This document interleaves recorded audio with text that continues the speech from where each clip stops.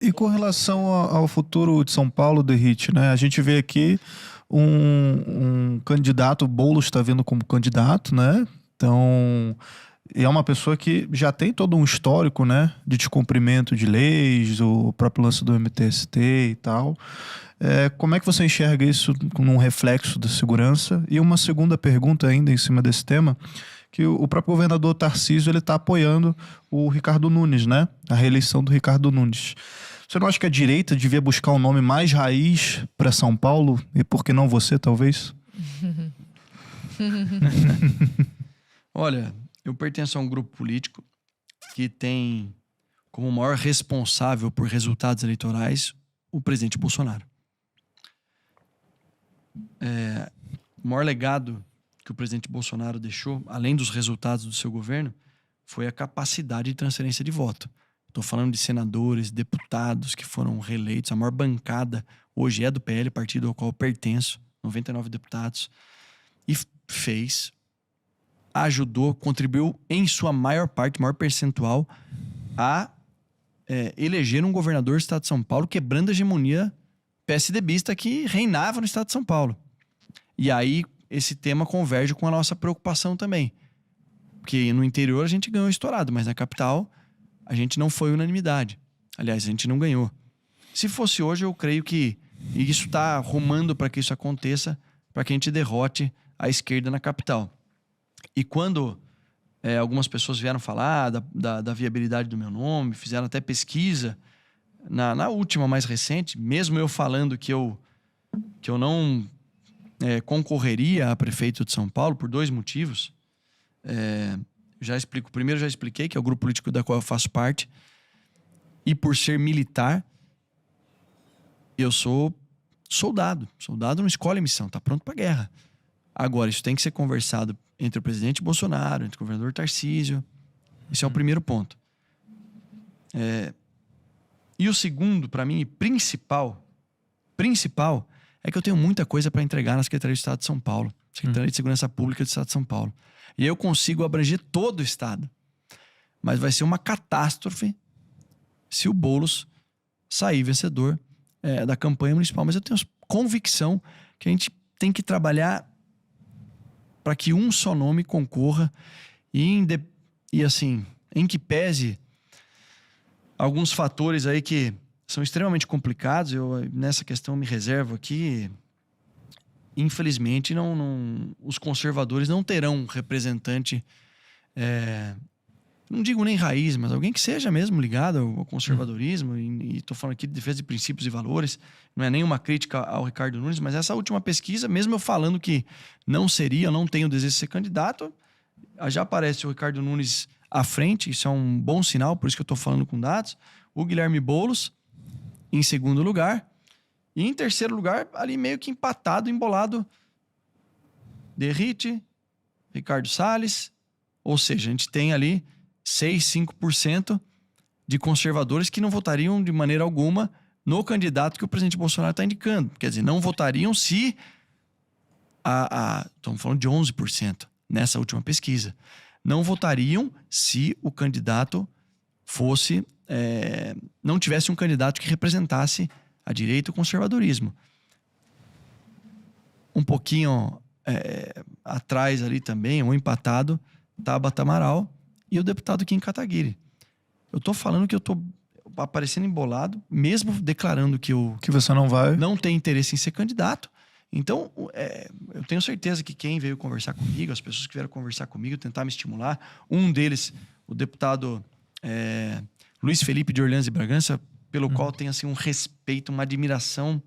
E ele sabe que eu sempre falei presencialmente com ele, extremamente preparado, inteligente. Ele participa, inclusive, do Cartas na Mesa, que é o nosso programa de toda segunda ao vivo. Foi um orgulho muito grande poder ter ingressado no Congresso Nacional junto com o príncipe Luiz Felipe de Orleans e Bragança. E até o Ricardo Salles, que eu sou amigo do Ricardo Salles. Eu falei para ele, falei, Ricardo, se for você o candidato, você pode contar comigo 100%. Agora, essas decisões, elas ultrapassam a nossa vontade, a esfera. Então, se o presidente Bolsonaro tivesse, junto com o governador Tarcísio, decidido por isso, agora, se as pesquisas estão comprovando que o nome de A, B ou C tem viabilidade, eu acho que a gente tem que se unir em torno de um nome que possa derrotar a esquerda. A única sugestão que eu fiz e faço publicamente agora mais uma vez é que o candidato... Coloque-se um candidato da direita, um conservador, preparado, técnico, alguém que consiga trazer mais votos, não somente os votos que... que já seriam de toda forma, tem né? que ter estratégia. Então, tem que colocar um nome e, na minha opinião, tem que ser da segurança pública, que é o principal desafio. Vocês já imaginaram se alguém extremamente alinhado comigo como vice-prefeito, automaticamente a gente vai ter uma Secretaria Municipal de Segurança Pública extremamente alinhada, não que a atual não seja. Sim. Eles nos ajudam, em especial na região da Cracolândia. Tem uma parceria grande com a Guarda Municipal, a qual eu agradeço muito o apoio. Mas eu tô falando de falar exatamente A mesma língua. Tá, mas se o Boulos ganhar, o que é Vai possível ser ser uma feito? tragédia para a população que mora em São Paulo. Tragédia. Então não achem vocês que ele... Agora aparece um monte de candidato que é tolerância zero, que é linha dura. Pesquisem os candidatos que votaram a favor e contra a saída temporária. E dos que são postulantes, ou pelo menos que aparecem. Nós temos 3. Um que eu não sou postulante à candidatura de prefeito, mas eu fui o relator do projeto e atuei nos bastidores para que ele fosse colocado em pauta. Tem um outro deputado que votou a favor, inclusive defendeu no plenário. E tem uma deputada que votou contra. Se nós temos uma deputada, eu estou falando da Tabata Amaral por razões óbvias, que não tenho, isso não é uma crítica, é uma constatação de um fato, votou contra o fim da saída temporária, como é que vai ser a posição dela com relação ao combate ao crime? Como vocês acham? E vamos pensar na pior hipótese. Como é que vai ser a postura do senhor Guilherme Boulos com relação à defesa intolerante da impunidade? Pelo contrário. Ou dessas propriedades privadas, dessas invasões Piorou. aí que você falou? Piorou. É que quando eu falo da atuação rígida no combate ao crime, aquilo que o município pode colaborar, até por uma questão legal, né, que nós estamos falando, de atuação, as operações na Cracolândia que a gente realiza em conjunto com a Guarda Municipal, vocês acham que vai acontecer? Então, para quem está reclamando da Cracolândia, em que pese a gente ter reduzido muitos indicadores criminais, na região central, Por favor, fale sobre eles conosco. a gente reduziu em alguns meses, em especial do segundo semestre para cá, 61% de indicadores criminais de roubo e furto. Na região da Cracolândia. Central, no centro expandido. Ah, tá. Na região da Cracolândia, mais ainda foi reduzido. O que acontece? Quando tem um crime lá, aparece naqueles programas policiais, olha, o centro disso, daquilo, fica 8 horas mostrando. Nós fizemos uma coisa que ninguém fez na Cracolândia. Nós qualificamos todos os indivíduos que ficam lá na rua, na cena aberta de uso, que é o nome que é adotado aí pela... nome técnico escolhido, mas a gente tem que falar Cracolândia, porque senão isso daí acaba não... Não, ninguém nem sabe do que tá falando, Exatamente. Então, nós qualificamos todos que estão ali, num processo que a polícia militar, a polícia civil fizeram, e a Guarda Municipal fez a contenção. Sabendo disso, eu tenho como comprovar e falar para vocês qual o percentual, em alguns desses momentos, em todos que foram qualificados, de indivíduos que estão descumprindo medidas cautelares do Poder Judiciário. Ou seja, que estão ali não poderiam estar, que estavam procurados pela Justiça, que não estão na sua região de cumprimento de pena no regime aberto, ou seja, era para ele estar cumprindo a pena no regime aberto lá em Bauru, no endereço tal, ele está aqui na região central. E nós comprovamos que até que não foi muito, isso tem que ser dito, né? Em alguns casos dessas operações foi só 60%. Vocês já imaginaram? Se esse acordo realmente for celebrado, se nós tivermos aí essa tolerância zero que depende não só da Polícia Militar, mas do Poder Judiciário e também da participação da Prefeitura nas operações, esse processo todo foi depurando, em várias operações a gente reduzir de 1.000 para 400, fora isso continuar num processo de desapropriação de áreas, de fiscalização e fechamento de locais que são usados clandestinamente por criminosos para armazenar drogas, locais para que os viciados e usuários de droga fiquem confinados ali, porque isso interessa muito ao crime organizado e a outros setores que, infelizmente, têm benevolência ou até mesmo interesse que a Cracolândia continue existindo. É uma fonte de renda aqui. Tem aquela ONG lá, o Crack Resiste, não tinha isso também? Eu recebi, numa reunião, a seguinte sugestão da criação do Bolsa Crack. Ah, não, Olha gente. só. Não Bom, me irrita, não. Nossa E Senhora. aí, para quem acha que não é ideologia que vocês estão defendendo, são aqueles que criaram esse monte de bolsa que existe aí. Não que não deve existir, porque o governo do presidente Bolsonaro ampliou demasiadamente a questão das bolsas, mas de maneira técnica, descobriu muitas fraudes e estava em processo aí de crescimento econômico para que a gente cresça economicamente e reduza a necessidade do assistencialismo, estimula a meritocracia e por aí vai. É aquilo que os conservadores realmente defendem. Então, eu vejo de forma muito temerária. Eu vou aguardar a orientação do presidente Bolsonaro e do governador Tarcísio. Eu confesso que, como secretário de Segurança Pública, eu tenho a minha pasta, tenho que conduzir de maneira técnica com o grupo, com as polícias que vem dando show.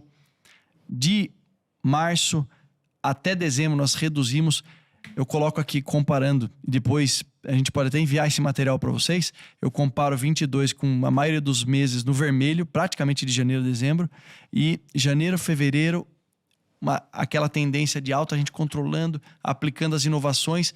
Março foi o mês da estabilização e de março em diante, queda, redução de indicadores criminais na capital, em todo o estado de São Paulo.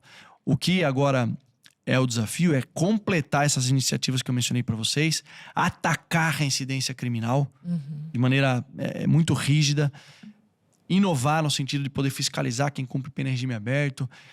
Aqueles que, enquanto ainda o Congresso não se posicionar e definir isso, aliás, eu estarei indo na volta do recesso para lá, para comprovar com dados estatísticos, além desse último caso lamentável do Sargento Dias, que passou da hora do Congresso se manifestar com relação a isso, e se manifestar, se comprometendo em cada voto, que se houver o veto do governo federal, o Congresso vai derrubar esse veto, porque é quem detém o poder de legislar no nosso país. Quantos mais vão precisar morrer, né, Derrite, para poder passar? É isso. E eu não vou parar de falar, como secretário, como policial e como deputado federal, com quase 240 mil votos recebidos na última eleição, que a gente tem que atacar a impunidade. Não é só a saída temporária, é o início pela saída temporária. Depois nós temos que atacar a progressão de regime, a volta do exame criminológico, o fim da visita íntima, o fim do auxílio reclusão. O auxílio reclusão paga quase o dobro do que paga o salário mínimo. R$ 1.803 era na última, em 2022. Eu não estou atualizado de quanto é, porque eu estou focado. Que tanto de dinheiro que escorre por isso, né? E vão falar assim, daqui a pouco aparece um pseudo-especialista dizendo que mas é só para uma parcela pequena. É verdade, porque ele tem que estar registrado, exercendo alguma atividade, e a maioria não está nessa condição, mas que seja que cometeu um crime, um assassinato contra qualquer pai de uma vítima aí. Eu quero olhar no olho do pai e da mãe, assim como eu fiz o desafio lá no velório da soldado Sabrina, daqueles que defendem a saída temporária como uma medida de ressocialização. Vem aqui no olho a pessoa que perdeu o filho ali. Até porque os dois presos têm antecedentes criminais. De forma geral, saída temporária é o primeiro entrega que a gente tem que ter no nosso país. Mas todo esse arcabouço que eu mencionei aqui, visita íntima, fim da progressão de regime, fim a queda do auxílio moradia e esses outros fatores, eles compõem algo que está no centro do debate, que ninguém fala. Primeiro, acabar com os benefícios. E ele está aqui assim, ó. Ele compõe o alicerce da impunidade. Isso aqui é o alicerce da impunidade, mas desconsidera isso aqui, ó. Tá aqui no centro o principal problema. Aí depois a gente discute isso aqui, ó, que é menor, a base da pirâmide. Esse centro maior aqui, ó, defesa intransigível do Instituto do Cumprimento da Pena no Brasil. O criminoso no Brasil não cumpre pena. Tem que cumprir pena. Vamos falar de ressocialização? Vamos. Dentro do sistema prisional, enquanto ele cumprir integralmente a pena pelo crime que lhe foi atribuída.